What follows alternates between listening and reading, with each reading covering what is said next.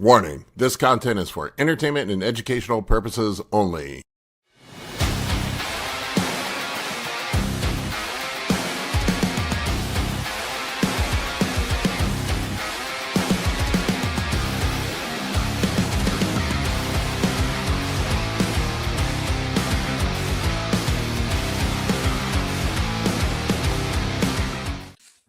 What's up, everybody? How's it going, guys?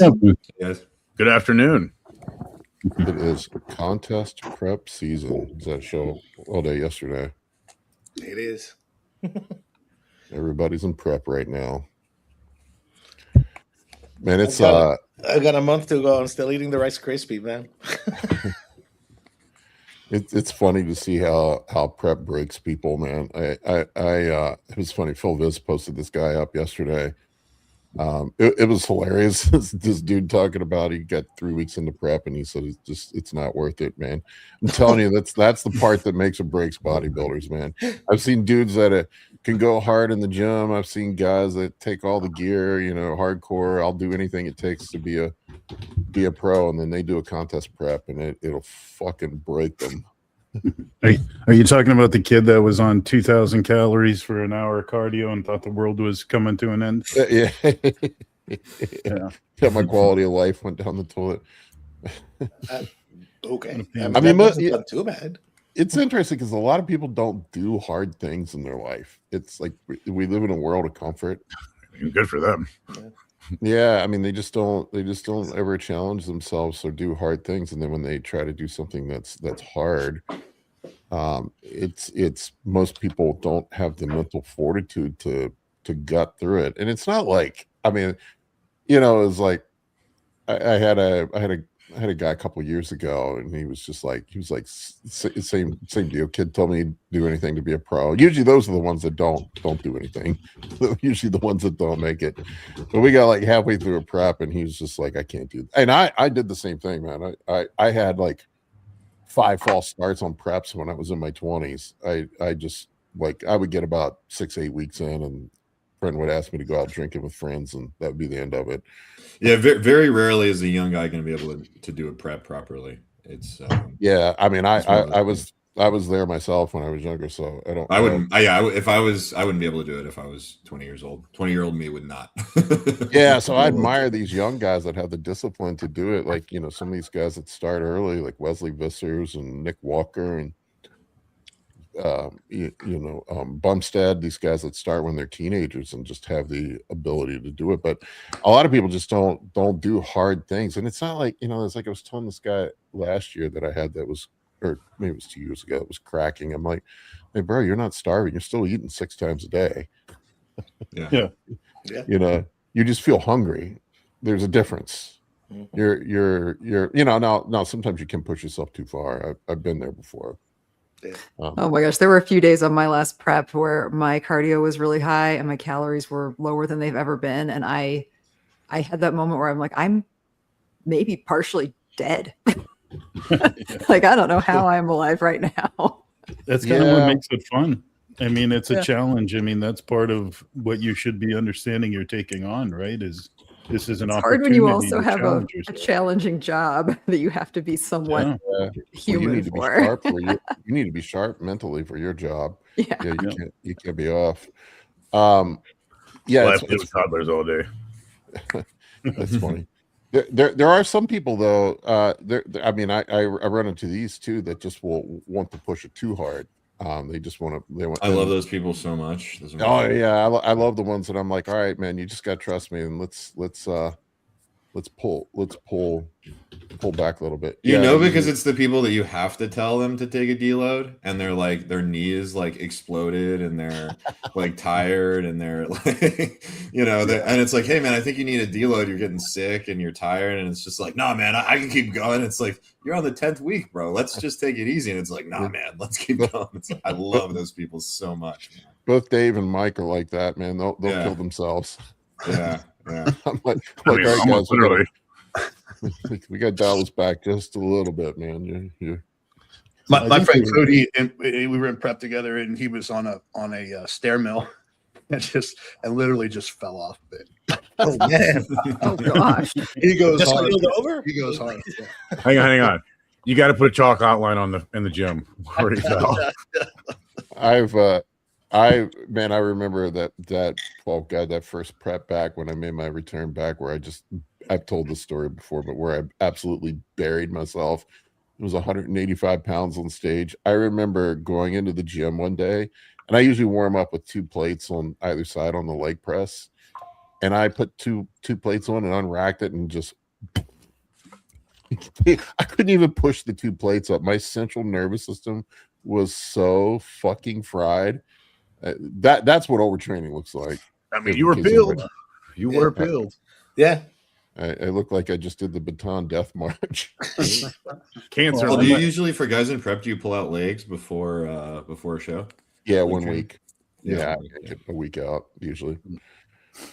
And I that's I might as well quickly share this one because it's a good example. But my first competitive season, I did 2 shows back to back, and my wife wanted to kill me after this because I literally went out after the second show, and I'm like, I'm going to burn a little extra calories, just work around the house, work around the yard. Well, all of a sudden, I'm blowing off my backyard with my backpack blower. And the next thing I know, I'm waking up face down in the grass. I must have just passed out and woke up, and my wife was shaking me like literally like, what the hell just happened to you? And it's just overdoing it. Like, I kind of let time get away from me. But that was the problem was it's one thing to push yourself physically, but I think mentally too, you got to keep yourself in check too. Like it's nice to pull somebody back and be like, all right, take it easy, but when mentally your mind's going like a million miles a minute, that's really hard to remedy for some people, to be honest. Their head just keeps going and going, and they're thinking about a million things, first show jitters and all that stuff. The mental really hard fortitude that it takes to get past the next plateau, though, is the same thing that blinds us to the dangers of it. Yeah. Sure. Well said. Yeah, you have to be willing to press the gas pedal down sometimes with reckless abandon to be able to get ahead. Don't lift.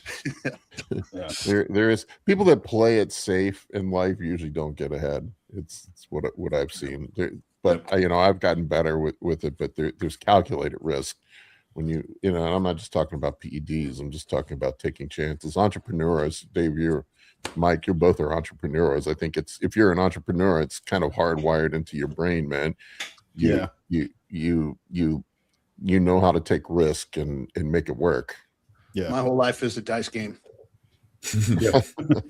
Well, how many times did I send you pictures, Paul, when I'm like a week out and I'm literally under a tractor, like grease up to my elbows, just should not be doing what I'm doing, and it's just it is what it is, right? Yeah, there is that mindset, but then there's the soft ass people. There are way more of them than there are the people that push hard, man. Oh, I want to hear those stories. Oh, those are tough, man. Those are tough. Like A local bodybuilding show. I'm terrible. I'll admit this as a coach. I'm a terrible motivator. I'm not. If you're looking for somebody to motivate you and give you the rah-rah speech to go out there and get them, Tiger, I am not your guy. I don't know, Paul. I'm feeling kind of motivated just from you talking about this stuff. I don't know. I feel motivated to not disappoint you. Yeah, exactly. Yeah. People like that piss me off. I'm like, motherfucker, you're wasting my time. I like the people that do the work. I give them the work. I tell them what to do, and I love the guys that work too hard, and I got to pull them back a little bit. But I am not the coach for you if you're looking for somebody to hold you accountable and motivate you. That's not me. I work with hard workers. I'll give you the energy you bring to it, but that's how I do things. I think they can be like a specialty though. Like you have a special tool in your toolbox if you can at least be relatable to your clients. Like, I can't understand everything that they're going through for their prep, the difficulties that they're going through. It might not be the same as me, but if you can get a little bit of relatability, sometimes that's all that it takes to like really, prop them up and get them through another week, Yeah. Yeah. And I'll do that sometimes too. Like if I see somebody's getting down or they're I think I'm good at that. The people that are too hard on themselves. Sure. Those are the people I like working with. I'll be like, hey man, you're being too hard on yourself. Let's give yourself some grace. And it's the people that whine and complain I have patience for. So let me and make excuses. Those are the ones I don't like. Yeah. I want to give Dalton a shout out. I saw him in the comment section. I was at his show yesterday. First show, coached himself. I was chatting with him backstage. He's in my mentorship group. Shameless plug. If you guys want to join the mentorship group, let me know over on Anabolic Bodybuilding group, but bodybuilding.com. Totally an amazing experience, by the way. I'm in that. And Paul, you're bringing a lot of information that's invaluable in that. Good. It's Glad you guys are invaluable. enjoying it. I wanted to talk about it. I wasn't going to bring this up, but man, let's go. Yes. I'm bringing the Fired heat up. today. Step into the ring. Here we go. I told myself I was going to let this one go, but I'm just having a really fucking hard time with it. But it's it's this Fakhri Mubarak drama. For those of you that haven't kept up with it on social media, it's been all over social media.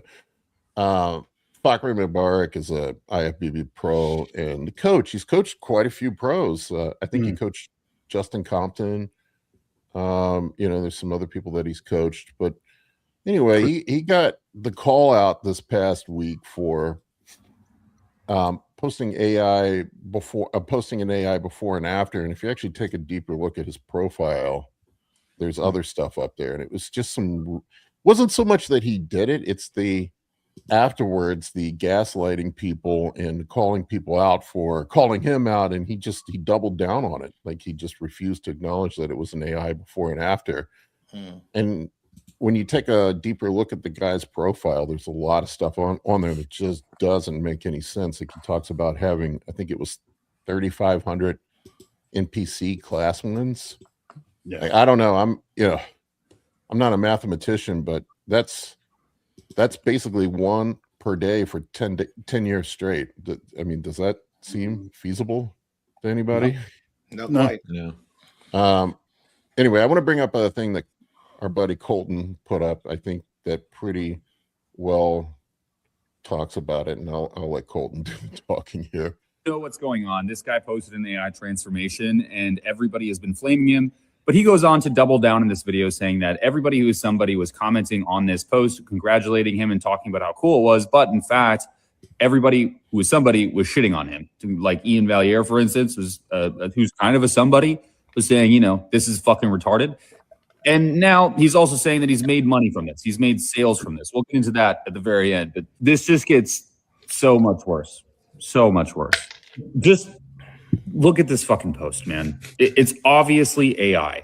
How do you have the same exact head position to the T, the arm and hand position to the fucking T, to the T? My favorite part is this little like blender bottle thing that has a half of a banana just sticking off the top of it like an antenna, whatever this thing is. I don't really know. Look, this isn't the first time he's used AI at all. Full stop. Read this fucking post. This is obviously AI. Anybody could tell the proportions are wrong. Real. I've never seen this picture until someone sent it to me yesterday. Of course, I remember the shoot, 2014 Arnold Classic All Max shoot. I remember it. It was freezing in Ohio. Bro, this is like, what are we fucking doing? So your credibility just goes down the shitter. But on top of that, now I'm starting to think about all of these pictures and how many of them are AI, because the last time I checked, I believe you're 5'6" or so, if that. How are you taller than this fucking fence, bro? You're standing right in front of it. Like, I guess it could just be a really tiny fence, and I'm crazy, but I don't know. This is the point. Like, everything I become skeptical about now. But if you just said, hey, I fucked up, it was AI, nobody would be flaming you right now. You would get none of this attention, all right? And you're not converting it into sales because you posted your refund policy on your own Instagram, where you literally said, clients, there is no refunds. So people are obviously asking for refunds for you to post this.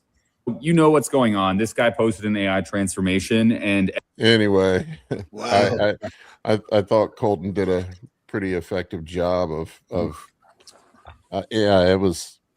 I mean, just all the other bullshit that's on there, the 3,500 NPC class wins 200 IFBB pro cards. Like they're only like 50 open pro cards a year. Yeah. He won all of them. Yeah, it's clear. It's clearly. I mean, the problem is like if you trust someone with your health, right, and they're playing loose with the truth, you know, in other aspects of their life, and they're supposed to be keeping you healthy and keeping you safe, you know, it really, you know, brings into question whether, you know, that is a coach you want to work with, because it's like you got to trust the guy to take care of you. You know, that's the whole relationship. You know, that's the whole point of it. You know, And to have somewhat of a grasp on reality. I mean, what was Yeah. that deadlifting picture? Like, how small was that bar? If he's 5'6" and he was as wide as the bar is, Yeah, I mean, it wasn't even good AI. Yeah. And I no. He's using free access. Yeah. It's not even the paid for AI. I had an encounter with him last year where I don't remember. He maybe I commented on something he said, or he commented on something I said. But anyway, it was about equipoise not lowering estrogen, and he was declaring that that it's just made up, and that all these science bros are making it up, that it doesn't lower estradiol. And I asked him, I'm like, what? I just simply asked him, like, can you please explain how that works? And he cut and pasted this thing from Chat GPT where it still had the emojis and everything in it. And I said, nice Chat GPT cut and paste, bro. And oh my God, then he was in my DMs for like an hour straight, just blowing me up. You know, I always know when people are using AI, because I use AI to do research. And if you ask AI something about specifically like boldenone, it will tell you that it aromatizes at 50% of the rate of testosterone, and that's why it lowers your estrogen.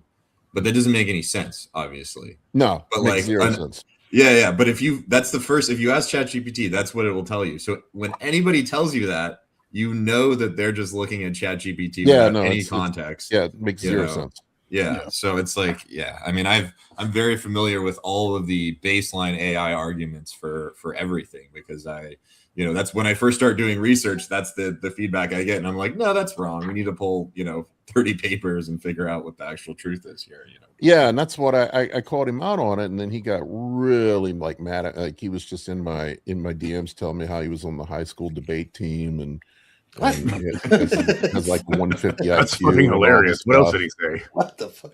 And I'm like, that doesn't mean you're right, man. The preschool debate team. Yeah, and I finally just got to the point, like, I just don't like arguing with people. I was like, okay, dude, you're right about everything. And then he got even more mad when I told him, like, you're right about everything. I'm like, you're right, I'm wrong. And you're smart, I'm not. The worst part of those arguments is when you just get tired and you're like, I'm so tired. It's like you're beyond annoyed at that point, and you're like, just stop. I laughed my ass off though, because I just shared. Goob made a video about him, called him out, which is what blew him up, like blew his world up. And I just shared it on my story because I just thought it was funny. And he was in my DMs again, telling me how I'm a sad old man and he was going to have to block me now, and that I need to find God and all this stuff. I'm like, when people go to you need to find God, that's I'm like, I'm the sad old man. I think you're pretty much the same age as me, man. I'm not people without a moral compass telling other people that they need to find a higher power is well, I mean, funny. That's classic gaslighting, isn't it? Yeah. Well, Molecular makes a great point. Is like, you're trusting when you hire a coach, your objective is to get guidance on things that you don't know very well, and you hope to learn as you move along in that relationship. And also, you are trusting those people, whether you like it or not, a little bit. Like, you should be in control of your own health, the biggest advocate of your own health. But that's something that you're also going to confide in your coach, because this is a realm of things you're not so educated on, hence hiring a coach. And it's just the suck part is just doubling down. I don't understand, like, how does he not know you're caught red-handed? He knows. Yeah, just stop letting your ego get in the way and doubling down, and just own your mistakes. It's probably one of the most manly things you can do, and most responsible things you can do, is just own your mistakes and move forward and learn from it yourself. That's classic narcissism. Yeah. Yeah. When it's narcissistic behavior when you won't acknowledge your mistakes and you blame everyone else. I mean, that's all that is. Yeah. And you know, it kind of brings a question to my mind, and this is kind of what I was thinking about, and it extends beyond him. This is not the first guy that we've seen that's been a longtime PED user with this sort of behavior. Oh, We've had other people that just seem to completely fucking lose their minds and get super fucking paranoid. They have these delusions of grandeur. I don't know if there's some sort of frontal lobe damage or something that happens from long-term PED abuse. It's what's up, Nick? Hey, Long time no talk. Yeah. Yeah. So it makes me wonder, like you know, maybe the dude was already kind of weird and out there to begin with, but you know, think about it. We've had this conversation about some other people before. You know, I can think of a name we don't mention on here anymore. Yeah, I think people don't give enough credit to, you know, long-term anabolic use can really mess you up if you're already kind of a weird person. It can make all your problems much worse, you know. So decreases all of your neurotransmitter development. Yeah. You know, having higher catecholamines all the time will cause changes, and you know, your brain will change. Permanent sympathetic state. Yeah. You know, and I'll cut you some slack for having a screw loose, you know, to be honest with you. But after a while, you're not helping yourself by just owning up to it. Again, it just comes back to me. I can't get over the fact you can't own up to an obvious mistake, you know, and it's sad because he is a good coach. You know, obviously he's been successful in many different periods, and just right now you're just staining your own reputation. You're doing yourself no good. Is he though? That's the question though, because where are the 200 people that he turned pro and the 3,600 class winners out there defending him? I have not seen one person on social media defending him. Yeah, true. Have you? Not much. No, everyone lets them have it, but gives their opinion too. Yeah, I mean, and also, you know too, when you do well for your clients, they start tagging you and stuff. You don't have to post before and afters. Yeah. I almost never post before and afters my clients. They just tag me and shit. Word of mouth is the best form of advertisement. Yeah, very much so. That's true. Yeah, I bet it makes me think, you know, there's some, I don't want to mention names, but there are a couple crazy Aussies. Nick knows who I'm talking about that have been shown their paranoia and weirdness on social media, and there's some other people that have been in this PED. I should have been on social media now for about 6 years, and I can think of about, I don't know, 10 examples of dudes that have just completely imploded.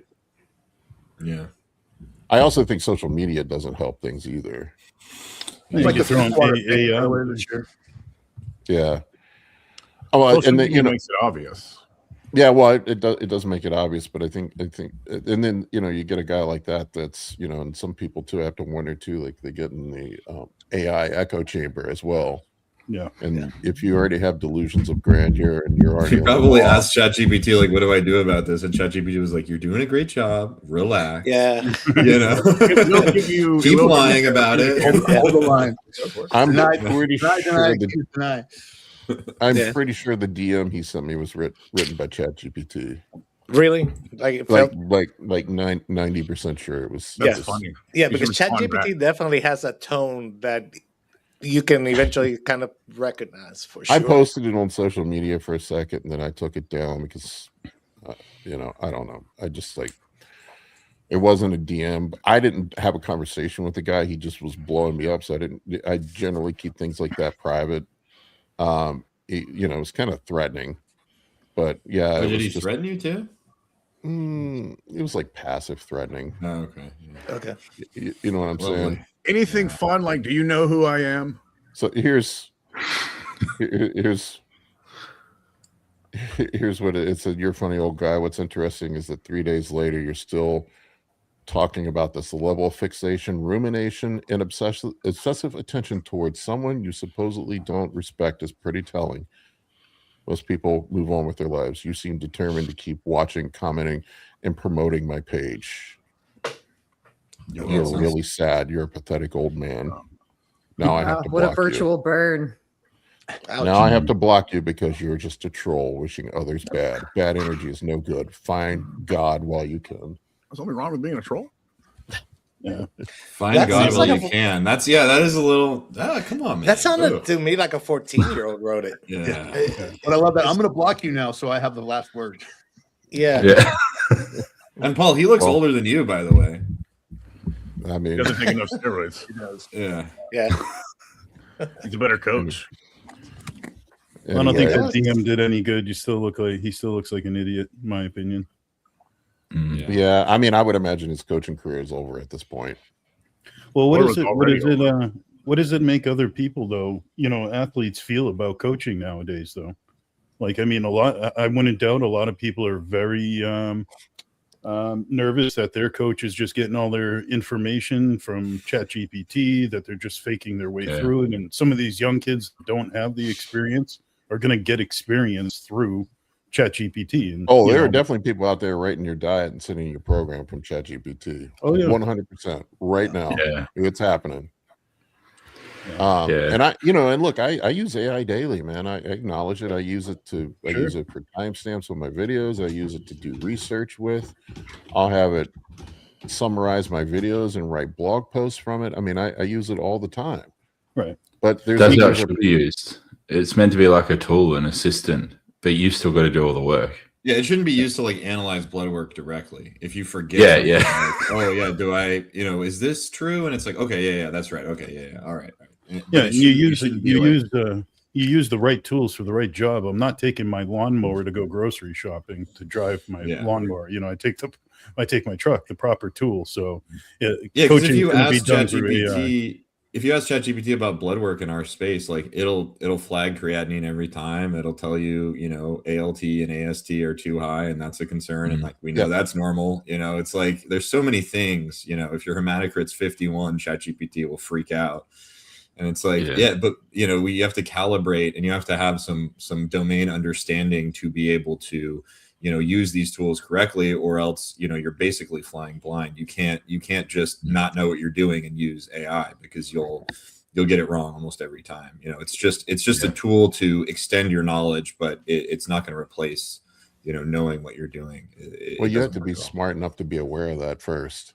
Yeah. But, that's the thing.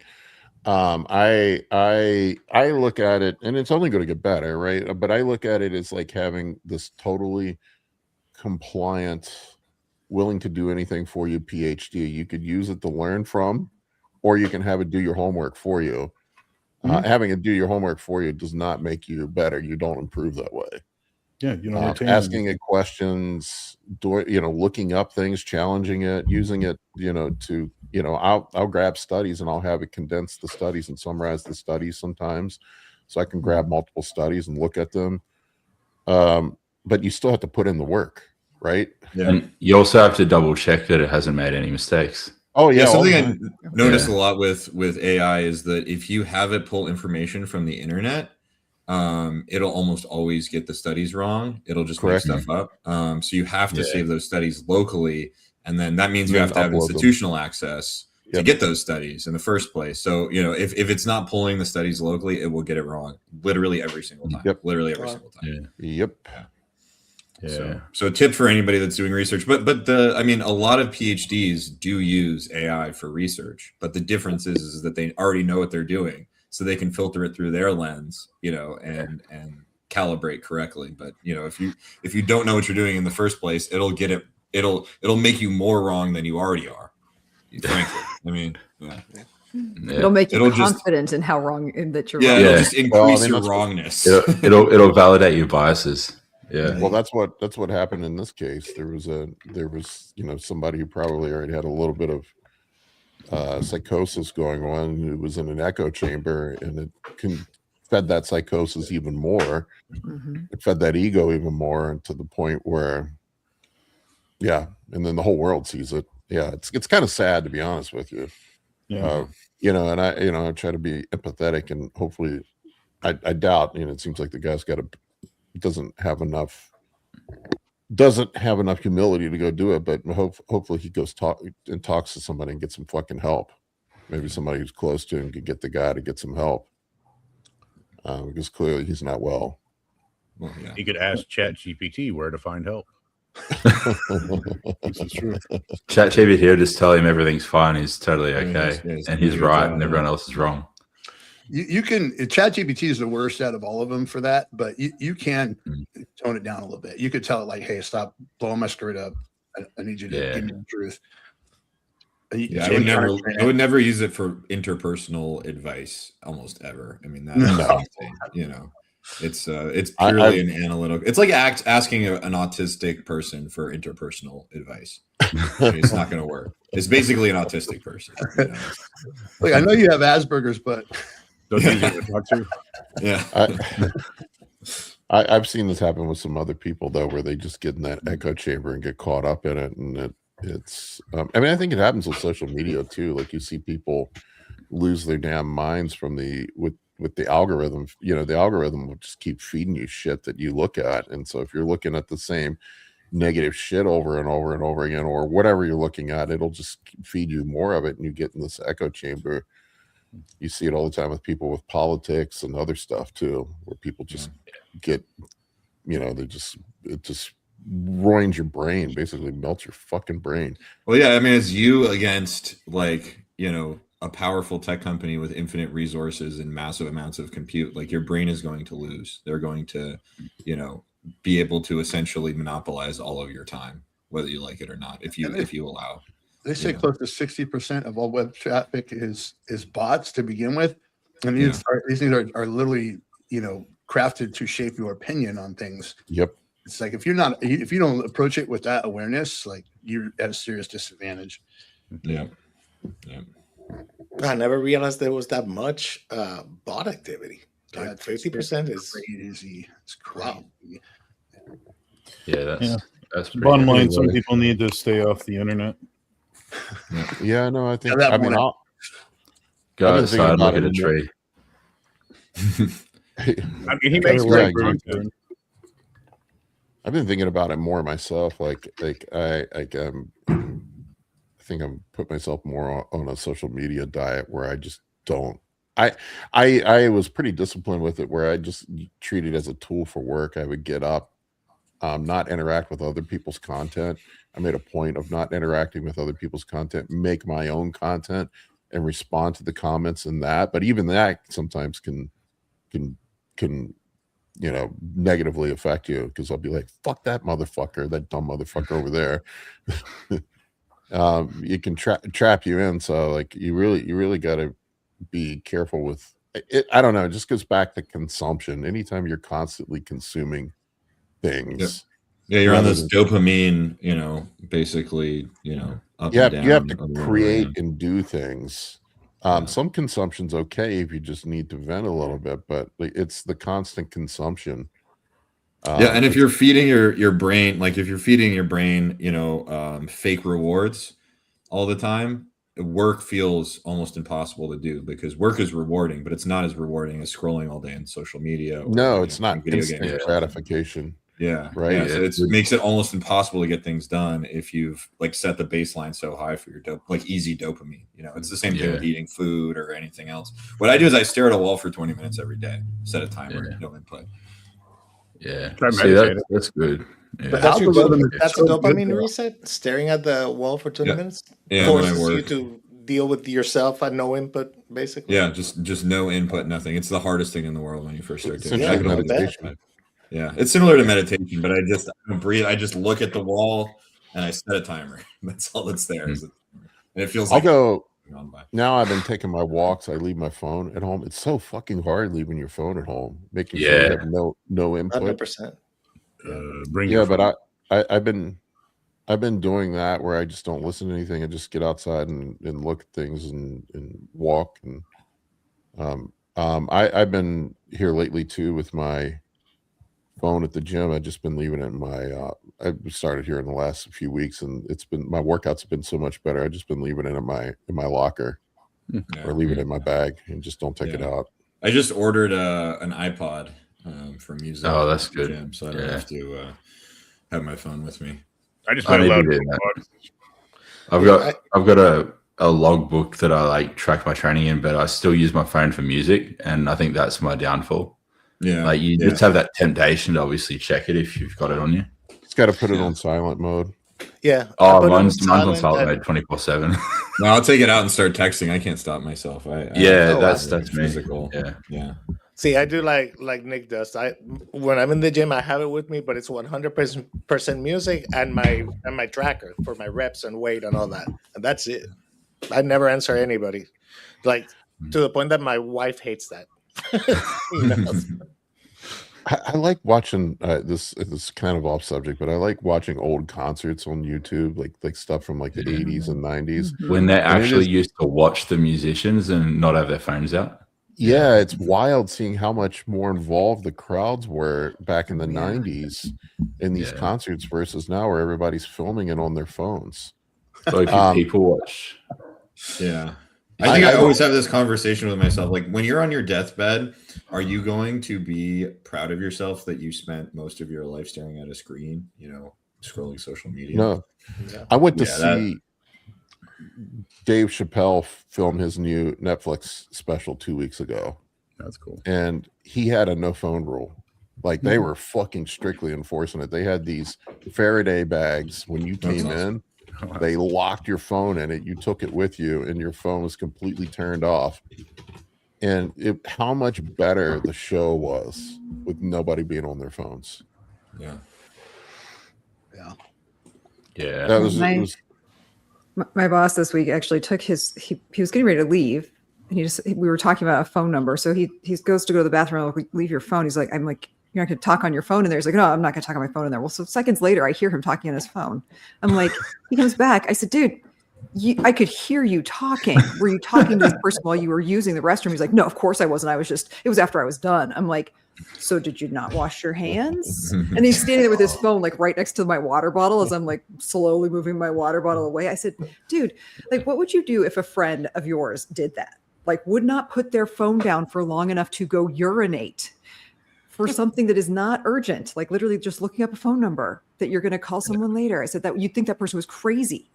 I'm like, this is crazy. Like, what are you doing? I do not touch other people's phones ever. No. It's my gosh. I said, do you remember the cell phone episode or the Seinfeld episode with the book? Like, this book has been in the bathroom. It is like forever tainted. When's the last time you pooped without your phone? I think I'm good. Yeah. all right, we want to take some questions. Yes. All right. All right, rant over. Rant over. End rant. The first one's just a shout out. This was from Zionic to shouting out Josh for gifting all those memberships yesterday. Bro came in with the generosity pump already loaded. Shout out to Josh. No, Josh. All right. From Kilburn65, been in a deficit for years, just started maintaining and high day on leg day. Still losing weight. How should I write out this to gain weight now? Got body fat where I want it. Go ahead, Nick. No, you go. No, you go ahead. You haven't been on a while. I'll let you handle this.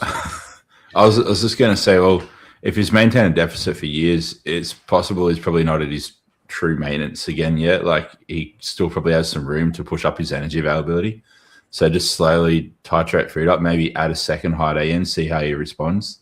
Hold food where it's at, like, until all of his metrics stabilize, and just kind of have that main gaining approach. And just, once he kind of finds a Goldilocks zone, it's just a matter of just executing, because it's very rare that you'll need to make changes to nutrition after that point.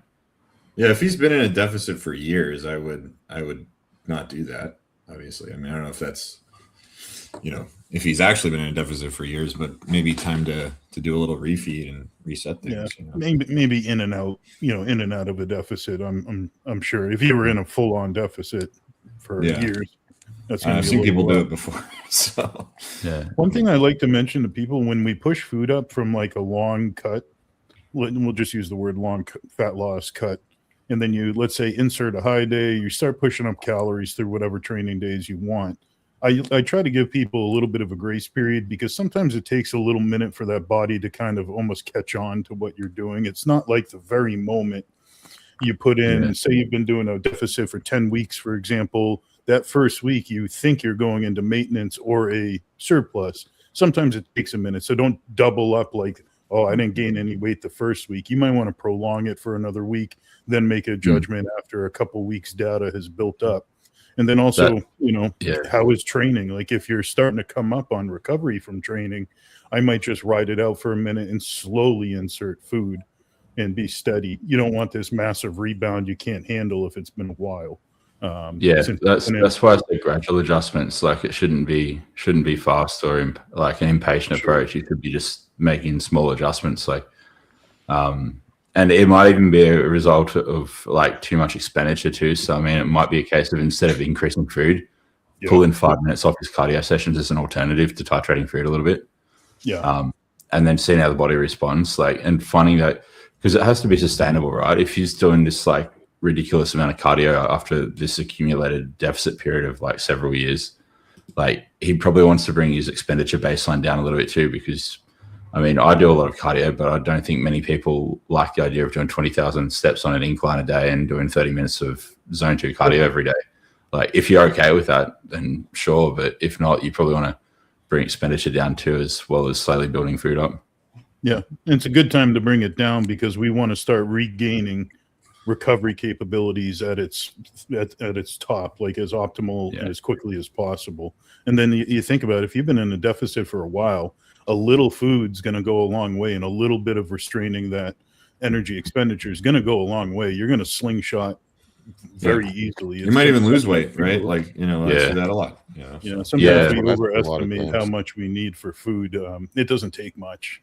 Yeah. Well, if you've got some relative energy deficiency that's set in, like it'll slowly undo itself. Thyroid output will change, and even just baseline NEAT will change too. Like you might have an upregulation in NEAT because we've seen those overfeeding studies. Like some people, you overfeed them 1,000 calories and their increase in NEAT like exceeds the increase in food that they've made, and they actually lose weight. And then other people obviously outliers, and they might actually gain a substantial amount of weight or a small amount of weight. And you've got to kind of find where you fall in that what would you call it, bell curve? Yeah. Good point. Has been cutting for a long time. You give them a bit of carbs, they'll lose weight the next day. I mean, it happens. I see that all the time. I like rebounds. If people are on short diets like contest prep, and somebody who's been in a long deficit like that, I'll slowly, like you guys said, exactly that. I'll slowly reverse them out. I'll start sprinkling more carbs in. I'll put around training initially and then build it out over time. Yeah, build it out. And I'll do exactly what you were saying, pulling cardio down too. I'll pull cardio down because you just paint yourself into this diet corner where you've got stops working. You got cardio maxed out. You've got calories so low. I mean, where do you go? I mean, if you're at 1,500 calories in an hour of cardio, what are you going to do? No runway left. The plane's got nowhere to go. There's nowhere to go. Yeah. Well, and just fundamentally, like your body's always trying to achieve homeostasis, right? It's like you program it to do a certain thing for so long. It's you can't just flip a switch into something else.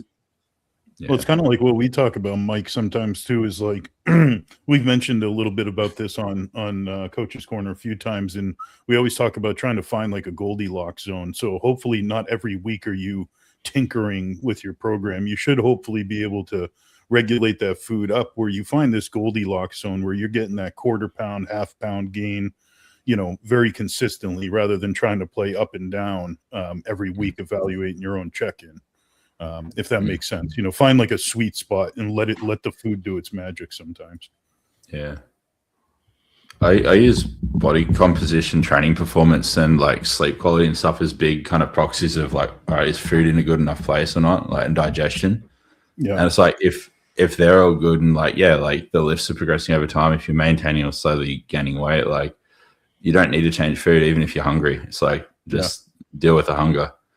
Well, can I quickly say, if you were to look at somebody and you got a lot of feedback saying fatigue was high, and then there's another feedback where it's almost like not fatigue's high, but recovery capabilities are down, and there's a little bit of a difference. You might be leaning towards pulling cardio out on the fatigue scenario just to alleviate that, versus if you're seeing like gym performance go down, then that might be actually a time where we put food in. over. Yeah, you got to assess if it's like a programming issue or like an inefficient like intake of fuel. Yeah. Yeah, I see a huge indicator for when people are fatigued and need like a break, need more food or a deload or something, is if caffeine stops raising their heart rate. Beta-1 receptors downregulate, then you kind of know, okay, this is we're in a situation, we're getting ourselves into a hole here, and a lot of the time that can be a good signal. That's a good tip. I didn't know that. That's a really good idea, man. I never thought about that. Yeah, and all credit to Garrett. He came up with this. It wasn't me. I just kind of figured out why it probably works. But I've seen it a lot. Caffeine stops working altogether. I'm going to add that to my toolbox. Yeah, that's a great idea. All right, so we got some paid questions. We do. This one isn't a question. It's just asking if we heard about a 7-year-old boy who passed away from heart failure. I haven't, but I don't really think this is a bodybuilder related thing. I saw that he was morbidly obese. Yeah, he was. I was going to say 255 pound at 7 years old. That's pushing it. That's it. For 30 years old, that's crazy. I want to be sympathetic to the parents, man. I'm sure their parents are just, that's a tough one right now. I know I saw some people were being pretty cruel on social media, talking about charging the parents with homicide and all this stuff, which is crazy to me, because some people just genetically, I had a friend of mine growing up that, his sister was just humongous, and grew up in the same family, same environment. And I think it was just a genetic thing. Excuse me if I'm being ignorant on it, but I thought the parents were a little bit of part of the problem on this scenario. I don't know. I don't know the whole story. I don't. Yeah, I don't either. So I don't want to put anything out there. But but that's another topic too for another time. Is you're the one making decisions for your young kids. Granted, I don't have kids, so I don't want to act like I'm a parent and I know it all. Pal says, kid was stuck in the house being fed processed garbage all of his life with no activity. Unfortunately, this is the case for a lot of kids nowadays. Yeah. Even still, to get up that big, there had to have been something going on. I mean, my kids don't eat the best, and they don't look like that. Yeah. Exactly. Yeah, and you can't, as a parent, you can't control what your kids eat 24/7. You can only do your best to create good habits when they're at home, and then the rest is on to them. Yeah. Did your parents ever make you guys earn your sports? If I didn't get at least decent enough grades or help out with the family business, I wasn't allowed to do sports. And it's almost like kids don't care anymore. It's kind of funny how things are so different. Video games are huge. I could care less when I was younger. I wanted to go play baseball or, go rollerblading or whatever. It's such a different world of what amuses kids. Access to dopamine, man, with very little effort. They must be getting a harder kick from, like you say, the dopamine response from a video game compared to hitting a home run at a ball game. You know what I mean? I got in fistfights over Mario Party. So, I mean, video games are real. Why does it not surprise me, Josh? One thing I will say about he was mad. I kept pausing it on him. I was like, whatever, sucker, you're going to lose this game. One thing I will say about video games when we were younger is we would have LAN parties, and we all get together and play video games. Yeah. So it was a social thing. But now kids, they do it online. So there's not the actual hanging out part. And there's also the fact that video game design has evolved over time, because as a video game company, you want people to spend hours playing your product, right? Maybe doing some microtransactions. So the same behavioral hacks that social media has learned throughout the years are now being used in game design. Very quick level ups and feedback that just trigger that quick dopamine response. You level up quickly. You have this special feature or this gun or the skin or the gambling, whatever, and it creates that loop of feedback of the more I interact, the more dopamine things I get. I love video games. Go ahead, Paul. I love video games. I play them every day. Oh, I love them too. Don't get me wrong. Play every day. I spend a couple hours every night playing. That's my dopamine hit for the day. I don't watch TV. Yeah. But I spend probably 2 hours a day playing video games. That's my goal, is to get to where I can play video games comfortably and be successful enough that I can take that time. I haven't picked up a video game in 10 years, if that. I'm about to say we used to have those play parties when I was young too, but We played on Atari 2600, and Yeah. if it was invented after the joystick, I have very little knowledge of it. Yeah. We play Halo. It was LAN parties. We play Halo. Halo LAN parties were the best. Oh man, yeah, Mike, I'll totally stream and play Pong with you someday. I would get a blast.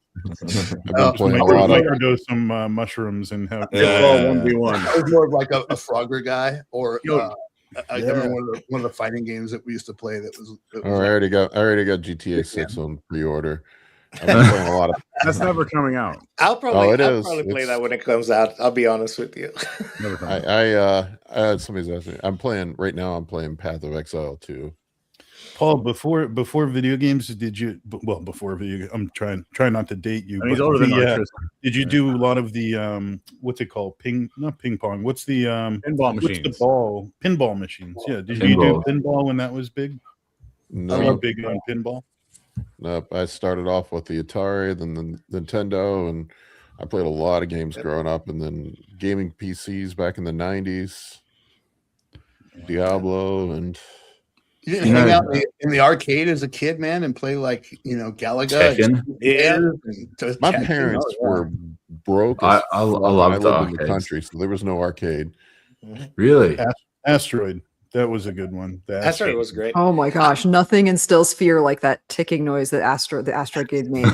Like, it's like you could hear it in your mind. Yeah. Like Missile It was like a Command was the one heartbeat. that drove me crazy with the little roller ball. And it gets more frenetic as you go. It gets faster. There's like more missiles and you have to defend the city.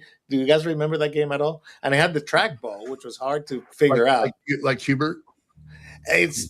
It was worse than Cubert because it got faster and faster, and basically you're defending cities from being nuked. So your failure, at least in my 10-year-old brain, was like, if I fail, millions of people die. Virtually.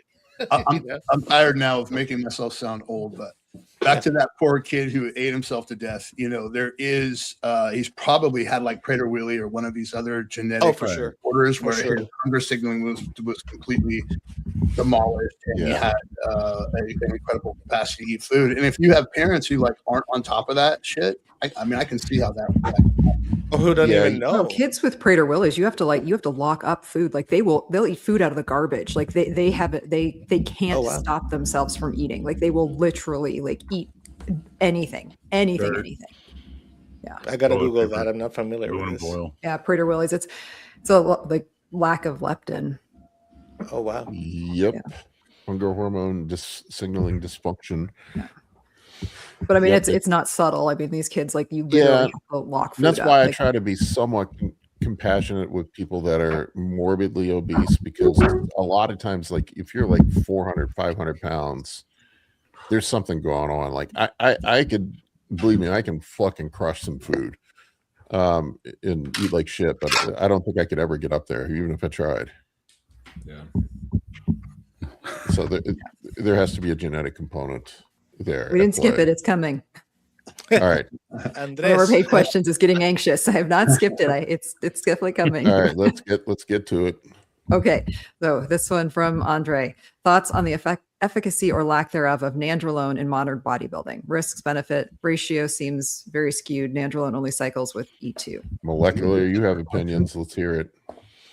Oh, I just think it's not, the juice isn't worth the squeeze with Nandrolone. Do you like fibrous heart? Do you like fibrous kidneys? Add Nandrolone. Yeah, it's got so many things that are wrong with it that you can just do with other drugs. Like I don't understand why you wouldn't just run more testosterone. I guess if you want the joint protection, you can run a little tiny bit of it. Maybe I don't know. It's just, it sucks. It doesn't. It makes people weird. Fibrosis. All those studies. It's just a lot of weird brain stuff that it does. I mean, like obviously, posting Trend does AI all those before and things. afters? Yeah. That You kind start of taking behavior? Nandrolone and you start posting AI before and after. Trend. Leave Trent alone. Don't you think a lot of this still comes back to the doses that people are convinced they have to make it up to? Like I always feel people have this expectation of like their end point with a dosage, and it's always in this range of like where side effects creep up, and where everyone's individual. That might be just a touch more than you need, or vice. I'm very critical of some people's dosage. No one ever wants to take things slow and titrate up and find these, again, sweet spots, Goldilocks zones. I'm not one for nandrolone, but I found that a low dose was very productive for me this off season. You know, no more than 150 a week, but you know, most guys are trying to say, I can't wait to get up to 400, 500. It's like, wow. Same thing with men, though. Really, you know, it should be like the seasoning on top of the plate, not the main course. Okay, we go back to this like every single time, where the testosterone should be doing the heavy lifting, and then you're just adding a little bit on top. And personally, I'm not really a fan of nandrolone, but man, you know, if it works for you, it works for you. You know, no worries. I just think really the juice isn't worth the squeeze. I think there's better. I don't know. I'd rather run Boldenone before I run. People get fucking weird on 19 Nors, man. Yeah. I'm serious, man. That's one, like all these guys that were heavy users of 19 Nors or running other that got away from the bioidentical hormones as their base. They get fucking weird, man. I'm telling you, that's how, if you want to go down to the being paranoid and post thinking it's a good idea to post AI before and afters and then deny it, that's how you get there. I think mental health is under discussed with a lot of this stuff, you know. Well, think about the dudes like I, you know, I know there was, God, I always hurt people's feelings when I talk about Mike Mincer, but that dude him and his brother ran nandrolone only cycles. They also like methamphetamine. Well, I was going to say meth only cycles. And overdosed ADHD medication when they probably didn't have ADHD, which made further, I guess, neurological changes. But that guy descended into paranoia, and then he died. You know, they both had fibrotic hearts, from what I understand, and died in their late 40s. Yeah. That'd be the scariest thing, to have fibrosis on your heart. That would be freaky. You don't want to crank up your resting heart rate when you're on androgens. That's a recipe for disaster. So. Yeah, I always say to people, if you're on gear, you shouldn't need a stimulant pre-workout. You shouldn't need excessive caffeine. I mean, that's like what a lot of these drugs do. They'll increase intrinsic motivation and help drive training performance. You shouldn't need to have a double scoop of a high caffeine stim pre-workout. You're just adding fuel to the fire. Well, you know what you see a lot in these pre-workouts too. Well, first of all, you don't need 400 milligrams to get your ass in gear to go hit the gym, in my opinion. But then again, some of these things got 2.5, 5 milligrams of yohimbine or ralsine mixed in with it on top of the caffeine. And if you don't know what you're looking for on some of the, which granted, a lot of people don't know what they're looking at on the nutritional values or the ingredients, you know, that stuff sneaks up on you. And I've had some people feel awfully shitty, you know, trying to take ralsine or whatnot, yohimbine, and then go hit the gym where their heart's fluttering. And it comes down to just that pre-workout, you know. I got to skedaddle out of here. I'm sorry. I got to go. No, it's good seeing you, dude. Catch you later. It was fun, guys. Good to see you. Yeah, good to unofficially fifthly meet you. Yeah. Awesome. Later, guys. All right, we want to grab next question. I want to slam through some of these. Yes, we have a bunch. So this one from Pal. What experience do you guys have with the different types of thyroid compounds, like the desiccated liver tabs versus T3 versus T3/4? Is there a difference in the effect while on or when coming off?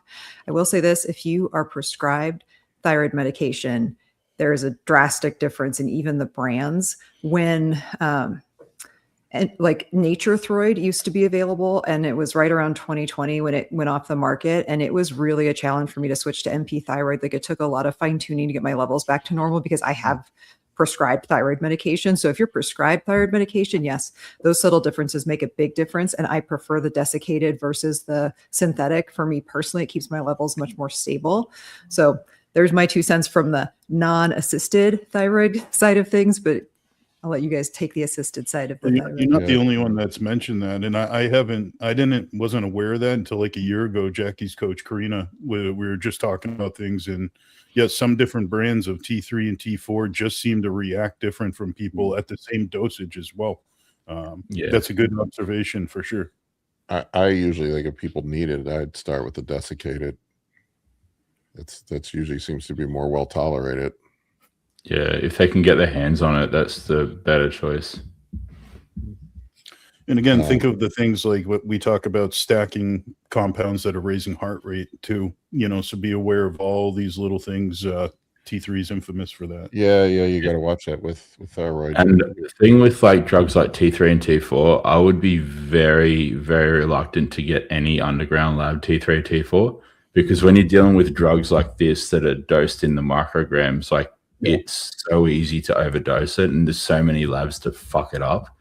I mean, a close friend of mine, I won't name him because he probably doesn't want to be named. He's a coach and he's very intelligent, but he recently ran out of his like T3, and he's been getting T4 on script for years, and he needs T3 and T4 to stay euthyroid. Like he'll need 50 micrograms of actual T3 to stay euthyroid, and that'll put most people into hyperthyroidism.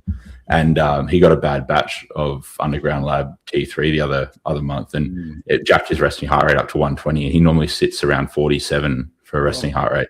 And so he obviously immediately like knew what was happening, cut it, and he managed to get a script finally from his specialist. But that's the reality that you face when you're using underground labs. You need to be really conscious of the fact that it could be 500 micrograms, not 50.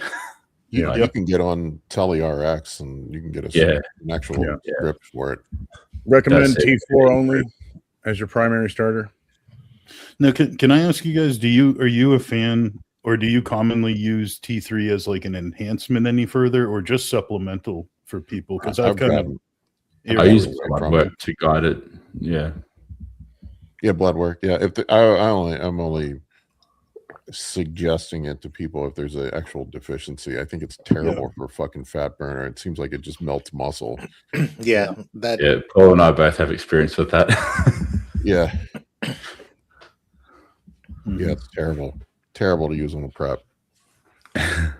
Unless you need it. I mean, if there's a situation where you're deficient, you will see a lot of people end up deficient in T4 when they're running higher doses of GH. That does happen. Yeah, the increase. The T3 is fine, but it's usually supplementing with T4 if it's absolutely necessary, will fix that kind of that gap. It's just converting T3 too quickly that it depletes, or that T4 just gets too low. You'll see some individuals that are running GH, they have increased T3 uptake and below T4. Yes. Anyway. All right. We got another paid question. This one's from Bioforge24. Do you have a range or specific percentage of daily total grams of carbs during a growth phase that you put around peri-workout? For example, 50 to 60%. In a growth phase, if you're getting 50% of your carbs around your workout, that's a lot. That's a lot. I maybe do, so I'm just using this as an arbitrary example, but let's just say an off-season diet. If I'm doing 6 meals, my 4 non-workout meals would be 50 grams of carbs per meal. I'm just using this. I would maybe go up to 70 pre-workout, 70 post-workout, and maybe 25 intro or something like that. Yeah. Because I'm not in freedom units over here. I'll use the metric system to explain my approach. So it's similar to Paul's. I'll aim for 0.5 gram to 1 gram of carbohydrates per kilogram of body weight pre-workout, and maybe intra-training if needed. Post-workout, you don't, unless you've got the carbs to spare, you don't really need carbs post-training. If you've just had carbs pre and intra, just have a decent serving of protein, some like maybe starchy, like indirect carbs from starchy vegetables or something after training, or a small serving of carbs. Like most of the time, if you're not really low on calories, or if you're not a smaller female competitor, you'll have carbs to put post-training. But yeah, as long as you're prioritizing a decent window or decent chunk of carbs in the pre-workout window, it's not essential to get like any specific percentage of like your daily carbs. Like I'm sure Paul and everyone here would agree, like trying to get 50 to 60% of your daily carbs in a growth phase around your training window is probably going to result in a distension for a few hours. Yeah. Yeah, you're not going to have. You're Roman eating 3,000 grams of carbs a day. Yeah. Trying to get 1,500 grams of workout. Like, yeah, not a chance. I do around 1,000 on my high days. Yeah. And you'd probably have at least 300 of those around training. Yeah. Yeah. Right now it's 150 150 post, 50 intro. So yeah, 350. and that's decent. That's good. Like, I mean, we've also got to, I guess, keep in mind that like it's not the peri-workout food that fuels that session. Rather, it's a peri-workout food from the day prior that fuels that session. Like glycogen synthesis takes like, what is it, like 24 hours in most cases. It can be a little bit faster or slower depending on like how metabolically efficient or inefficient you are and what foods are consumed. Like, but I mean, anything that comes of I guess a pre-workout meal in that session is normally placebo. Mm-hmm. Mm-hmm. I know this. The more I eat before I train, the better the training is. You know, and I've done that a little bit in this prep as I get later in the prep, where instead of going like first thing in the morning, I'm going late in the morning so that I can get an extra meal or two in before I go train. I know the more well fed I am, the more I train, but I only eat like super fast digesting carbs. Like I'm not eating oatmeal in the morning and thinking that's going to benefit my training. I'm eating, cream of rice, right? It's like, I think there's some merit in that. Yeah. Like, I mean, I just think from a physiological standpoint, there's not any real mechanism that's really driving a lot of, I guess, direct benefit from, but I notice the same thing anecdotally. Like if I have a little bit more food before training, the training session feels better. How much of that is like psychological? How much of it's hydration related? Like it's hard to say. Hey, there's so many like, it's really hard to kind of pinpoint what it is. I know in like intra training, if you have fast digesting carbs, especially a combination of fructose and sucrose, you can obviously mitigate some of the negative effects on the nervous system from training, like supraspinal central nervous system fatigue can go down if you have intra workout carbs, which is a big reason why I'm an advocate. Even if you're in a prep, if I have a bikini competitor who doesn't have carbs to spare intra training, I'm getting them to do like mouth rinses with carbs just to get that effect in training. And that'll be like toward the very end of like a prep. But I mean, outside of the context of someone on like real low calories, I think intra carbs or like a small serving of, like you said, like fast digesting carbs pre-training are invaluable, even for those like, I guess, nervous system benefits. Yeah. Well, and I wonder how much of it has to do, how much of it do you think has to do with the insulin spike that comes from eating those fast digesting carbs? Yeah, it's hard to say. Like I've been curious. I've wanted to get a continuous glucose meter just to kind of see how my blood sugar levels change in response to having it versus not having it. Like I think that's where those tools are real handy. Like you can kind of learn your own individual response and I guess reverse engineer and figure out how much of this is, like you said, insulin related or not. Did you ever flesh any of that out with your CGM, Paul? Yeah, if I don't use an intro, my glucose will bottom out when I work out. Like hypoglycemia territory?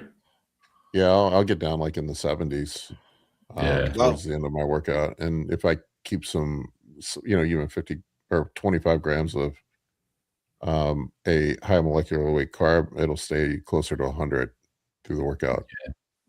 And I think that's where the workout performance comes from, not necessarily the storage of glycogen from the carbohydrate synthesis. The stable blood sugar levels. Yeah. That's why I think like, if you go 0.5 gram to 1 gram of carbohydrates per kilogram of body weight pre-training and then intra, I reckon that sorts like, unless if you're Roman, that'll sort like, almost everyone. Roman probably needs like a whole bag of Haribo and like 2 cluster dextrin shakes. And if he like lifts an extra finger, he probably needs another shake.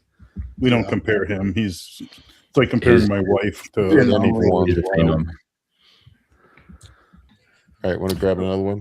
I was just going to say one other quick thing about that. I think that there's a huge difference of going to the gym in the morning versus later on too, Mike, with, like you said, hydration too. Like you do get a little dehydrated towards the mornings and then filling up, with salt that you're accumulating the correct electrolytes. And I'd imagine just water and hydration is going to provide a better pump, obviously.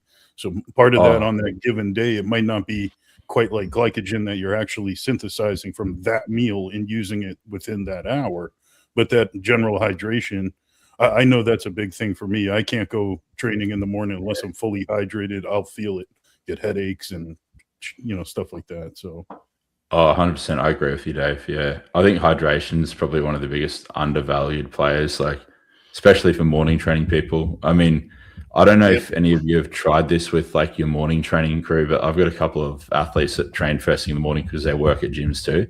And they'll be training at 5 a.m. and they're up at like 4. I said, first thing I want you to do, hydrate electrolytes. Like at least like most of these, even the females, I'll be like, I want you to try getting close to a liter of water, like which is a decent amount of water. And then on top of that, pre-training or intra, some like fast digesting carbs. Usually pre-training, I'll say a combination of dates and honey just for some quick sucrose and fructose. Very low volume, and you can add a little bit of like salt, a low salt, just to get some extra electrolytes. And what I actually do is, if they have like which most of my clients do, and most of yours would too, have like different diets for different days, like rest day diet and stuff. What I'll actually get them to do is, if they have a rest day the day before the day they're training, I'll say, I want you to have your pre-workout meal before bed from your training day on your rest day. So that way you actually have some fuel, like in the morning, like liver glycogen's replenished, like muscle glycogen's a little bit higher, and then they can kind of fuel that performance a bit more. Yeah. Yeah. And that's a great trick when people are on prep and we're digging really deep later on in the prep, and Monday comes around and I need a good training day out of you. I'll just move one of the meals there. Yeah, just so I can catch up a little bit ahead of time with loading them, even though it might not materialize as much as you truly think. Just mentally, hydration, everything. They wake up with some glucose to go through. Am I dreaming this? Wasn't there a study a year or two ago that came out that showed that there was some increased risk of muscle tears with fasted training? Probably. Sounds familiar, yeah. Wouldn't surprise me. It's probably hydration related. I mean, you're a lot manlier if you don't eat or drink water before you work out. So, there's that stupidity factor in there. Well, common sense, that'd make a lot of sense, yeah. I mean, think about it, you're that reckless. Yeah. All right, let's grab another one. All right. Next one is a paid question from Mega Anarchy 69. Can he use an insulin syringe for his daily low dose tren?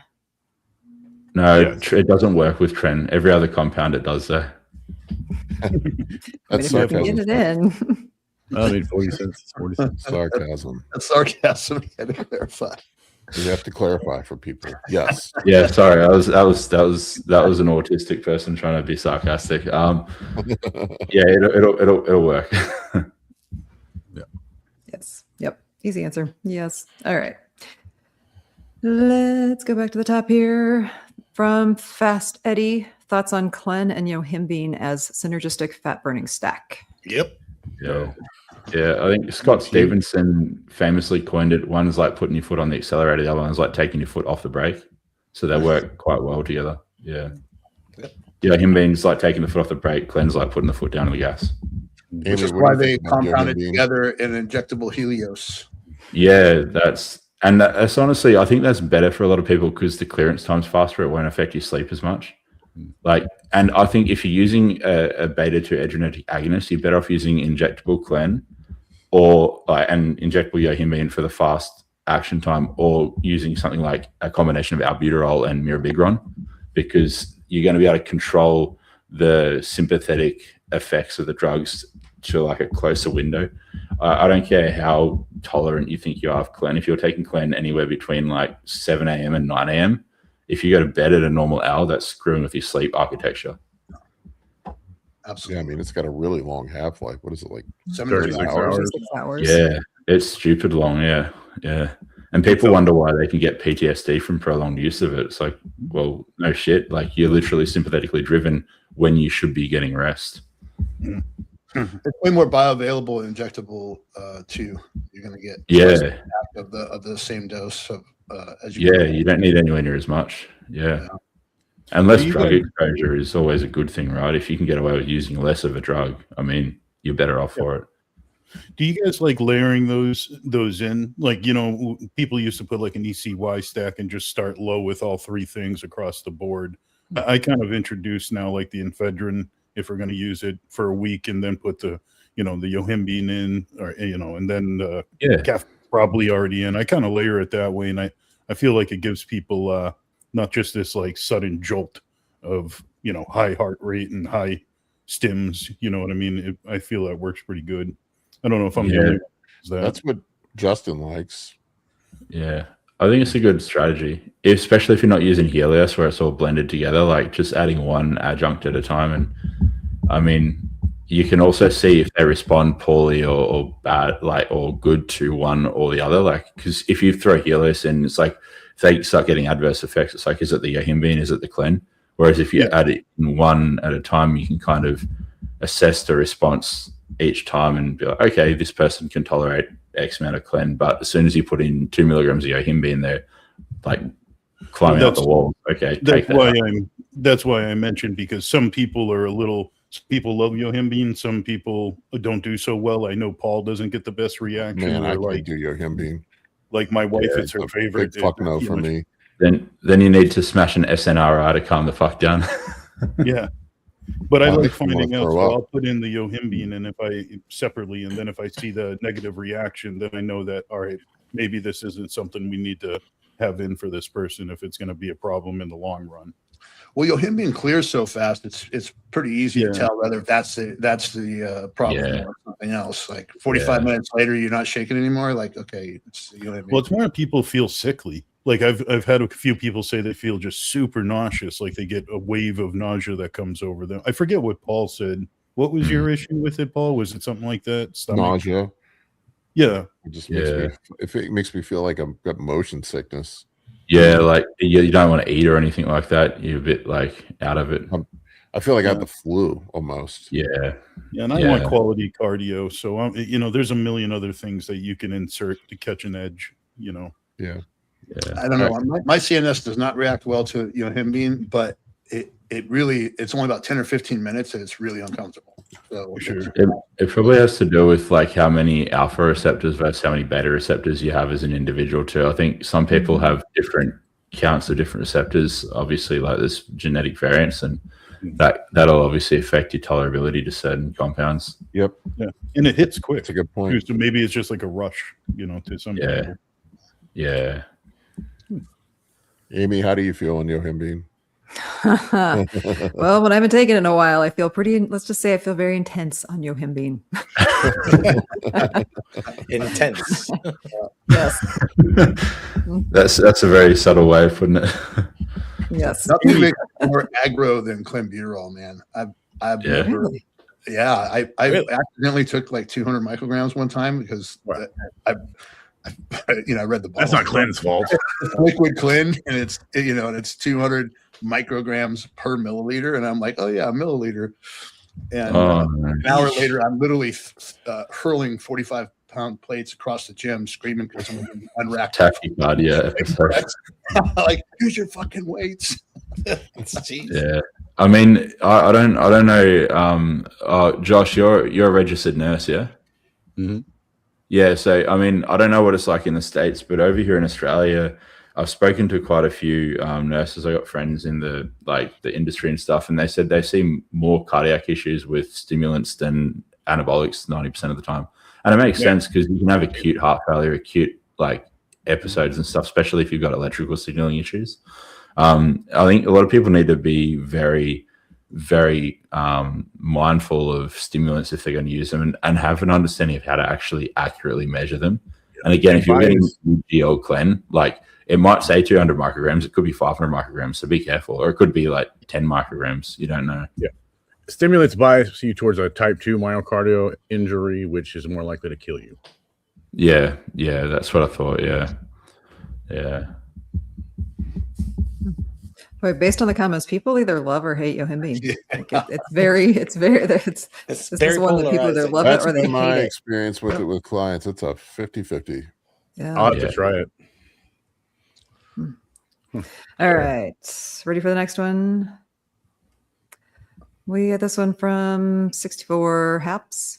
Been on TRT for 7 weeks. He went from 148 free to 2031 free. He's wondering if he's a hyper responder.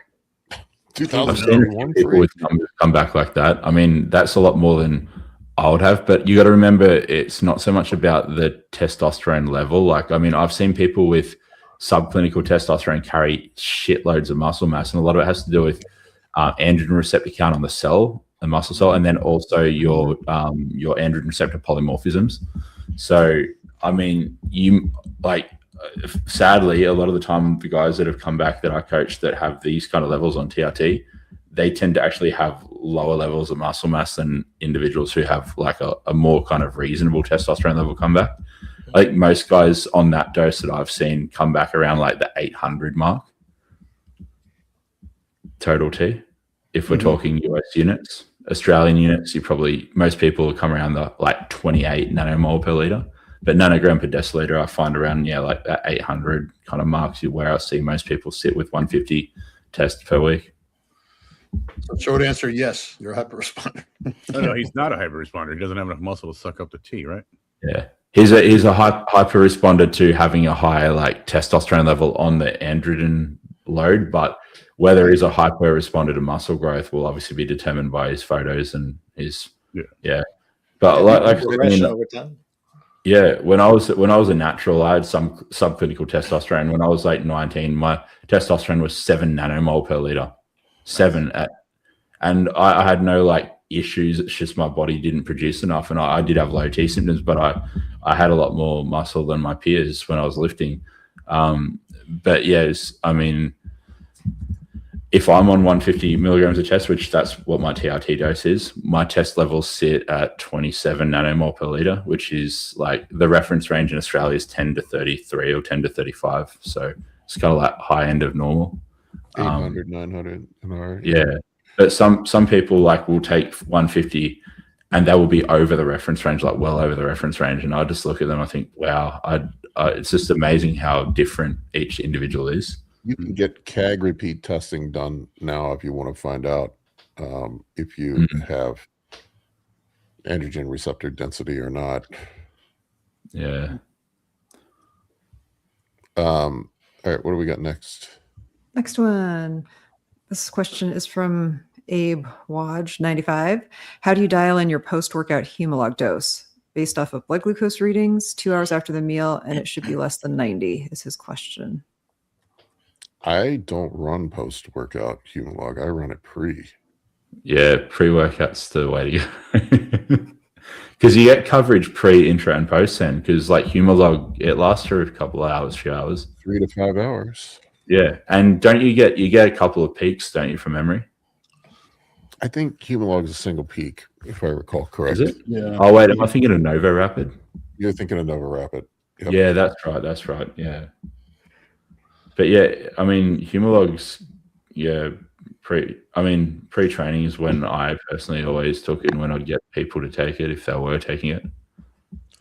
The thing about insulin in general is that there's just so many opinions on when the best time to take it is. Or what I mean, I was listening to like Skip and those guys the other day talking about taking it post-workout and taking it pre-workout and the differences between the two. And I just, I think it's one of those things where there's a lot of different ways that you can make it work for you, and finding the best way that your body responds is probably the thing to do. No, Okay. So biggest peak. Okay. Oh, does it have the time units on the bottom? We can't see that. Yeah, time is on the bottom. There we are. Okay. So it comes back 90 minutes peak, roughly. Yeah. That's the Humalog mix, though, it says. 75-25, not just straight Humalog. Yeah. Oh, okay. So it's a mix. So this does show a good example of why you can visualize where meal to meal insulin use might not be so wise, because you're going to be building where you see Paul's cursor. You're already on to your next meal. So you may be overlapping a little bit dangerously towards the end of the day. That's the same reason you don't want to do that with caffeine too. If you do that throughout the day, you're actually like layering these boluses of caffeine consumption, and then you're slowing down the overall rate of decay.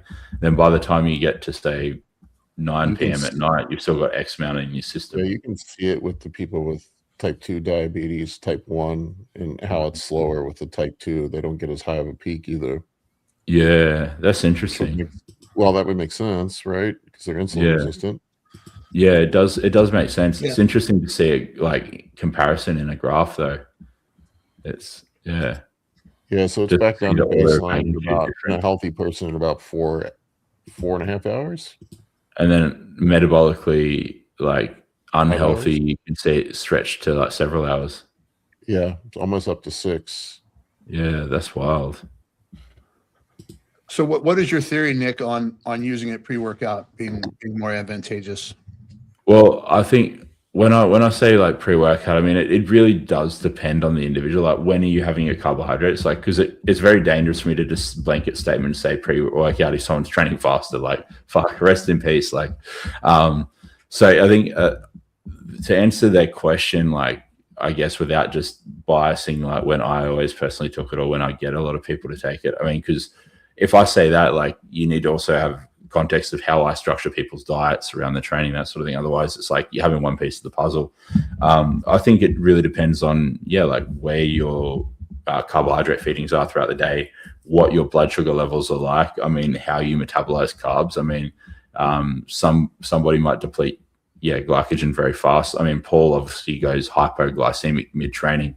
And some people are like that without any kind of like use of insulin, people who don't have diabetes or anything like that.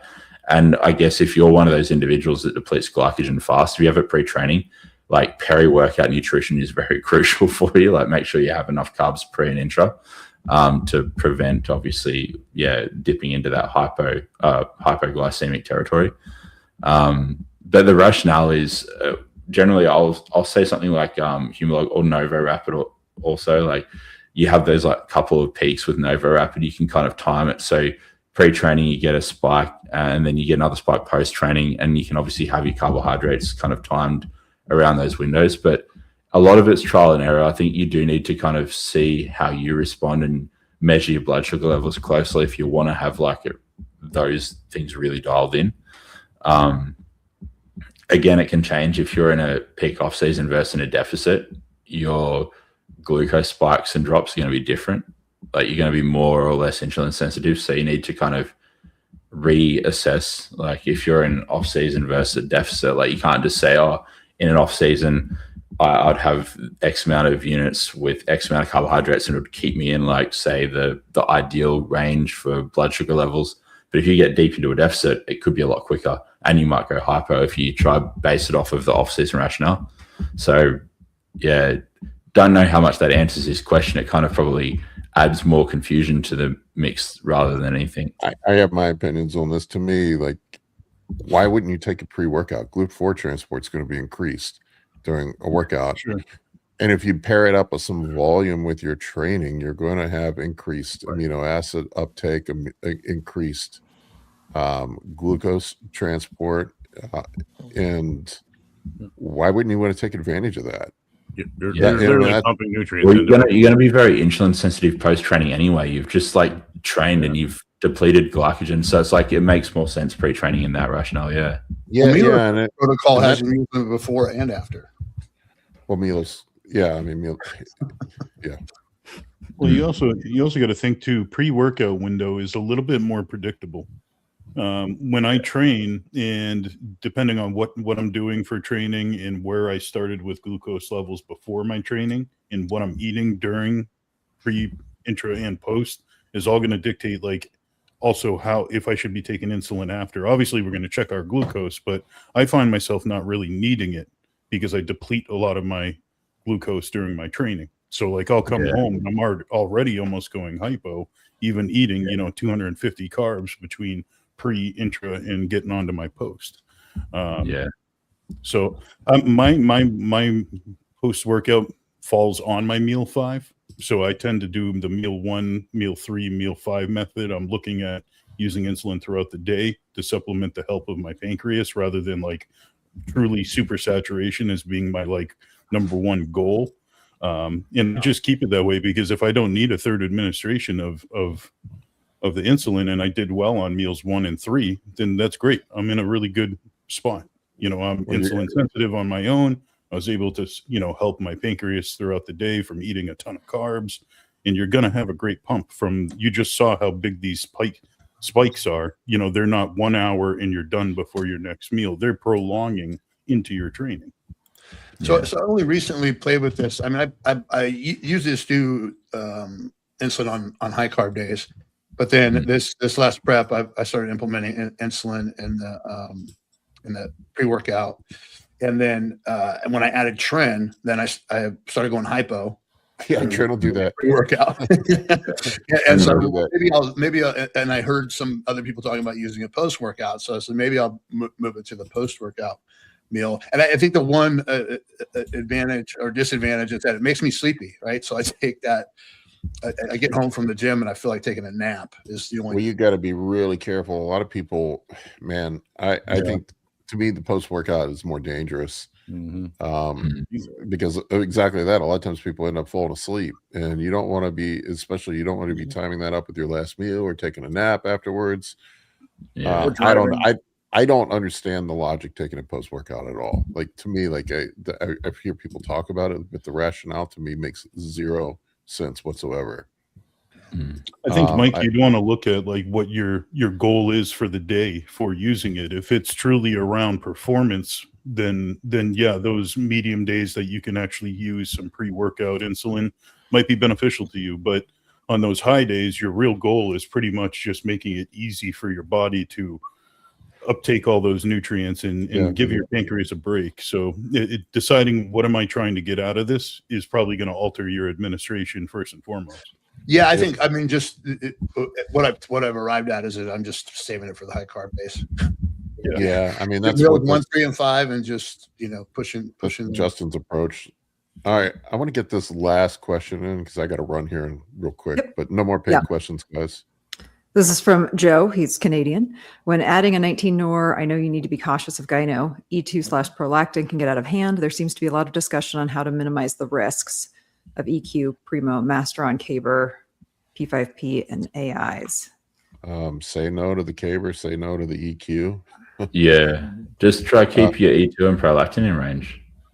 Yeah, if your E2 is in control, you're not going to have prolactin issues on usually. The lowered, I mean, when estrogen gets high, then dopamine gets low, and then you have increased. The dopamine takes the break off of prolactin, and then you're going to have increased prolactin. But generally, if you keep estrogen under control, you're not going to have the prolactin issues. Yeah. And if I had to decide between using Caber to deal with prolactin because of 19-nor or not using a 19-nor in general, I'm not using the 19-nor. Oh my God, man. People drive me nuts with Caber. I wish that bro man would fucking die. Because dopamine agonist withdrawal syndrome, I can't tell you how many people I've got come to me for consult calls that have fucked themselves up. They end up in a chronic depressive state. It's almost like withdrawing from heroin. Yeah. I mean, it's nasty. Stories. And what can't you achieve with a 19-nor that you can achieve with another compound a lot of time? I mean, a lot of time you can achieve the same thing. Like it's very small, I guess, windows of application where a 19-nor really is necessary. It's bizarre to me that the FDA has that approved for TRT clinics here, but Primobolan is not. That is absolutely insane to me. That's insane. Yeah. Like, how did that happen? Well, it's a good question, and I guess we could pose the same question of like, how did the enhanced games logic come about? Like the cycle design in that was just that whole thing was a fucking shit show. Yeah, turnip punch bowl. They took away drugs from the athletes, is what they did. Yeah. I'm kind of delighting in how much of an absolute failure that was. Yeah. Like, you can do drugs, but only FDA approved drugs. And I'm like, why? I love how all the only the ones that make us money. I love how all the people in denial are using the whole like, oh well, nobody broke any world records in the enhanced games, so it goes to prove that drugs don't work. It's like, no, it goes to prove that in the Olympics, people were already using drugs. They were just getting around the drug test, and they were doing it better. Yeah, and they have the best genetics. And that the most elite people are going to be the most elite people. Drugs are not. Yeah, exactly. That's it. And it's genetics plus drugs, not just drugs that makes an athlete. Yeah. These dumb motherfuckers that think pro athletes and and Olympians are natural. Give me a fucking break, man. Even table tennis players and shit are using modafinil and stuff like that. Like, people don't realize, like, I won't say mentor. He fucking hates that term. Like, if you call him a mentor, he will throw a fucking book at you. But somebody in the industry, I'd say one of my first influences, very intelligent guy, biochemistry degree. He's coached people at the Olympic level in like track and field. They use like strychnine, which is like a rat poison, because like it makes the nervous system fire and stuff like that. And that's like, you'll notice it. They'll walk out on the field and they'll be doing like all this sort of stuff. They're all twitchy. Yeah, they're like they look like they're off their heads. And then table tennis players will use modafinil or Adderall. Like, it's just performance enhancement takes many forms. Yeah. Well, I'm pretty sure a natural Usain Bolt with a broken toe is still going to beat everyone on the planet in a sprint. Yeah, like the best genetics are already there, regardless of the drugs. You know. Well, did you see what his diet was in the Beijing Olympics? It was this McDonald's, because he didn't want to eat anything that his digestive system wasn't familiar with in another country, because he's obviously Jamaican. You can't find Jamaican food in China. Like, good luck. So he quite literally ate a diet purely of like chicken nuggets, and like he broke the world record, and then he broke the world record again the next Olympics, obviously with a better diet. But it just goes to show, like, even with a shitty diet, like, these guys are where they are because of who they are, not like because of what they're taking. I've gotten the pleasure to work with a couple NFL players. Oh, that's cool. The trash these guys eat is just mind-boggling. Yeah, going out and partying like the games and eating Skittles, and it's funny. There was what was his name? Dude that used to play for the Seahawks, and the receiver for the Pittsburgh Steelers. Now his name escapes me. No. That was like fucking 20 years ago. The current guy. Oh, Lockett. Oh God, I'm gonna look it up. But anyway, he's a physical specimen. Percy Harvin? No. He's current receiver. Is he a candy-based athlete? All right, Metcalf. DJ Metcalf. Oh, DK Metcalf, yeah. DJ Metcalf. That dude is a physical specimen, and he was on there talking about his diet, and he just lives off of candy, basically. Yeah. Lives off of gummy candy and lattes. Yeah. And he looks like yeah. Let me see if I can find him. I gotta find a DK Metcalf. I gotta find a picture of him. He was on what was the show he was on? He was talking about his diet, and it was hilarious. He's huge too. He's like 6'4", like 240-pound wide receiver. He's a monster. This is what living off a gas station food will do for you. Jeez. When you have his genetics, yeah. Holy some people are just built different. Yeah. Yeah. We've all got that one friend. Yeah. That one friend that ruins every group picture. Yeah. He's a freak. Yeah. Some people can just get away with it. All right, folks, I got to wrap this one up. Appreciate each and every one of you. Thank you for joining us for another episode. We'll see you next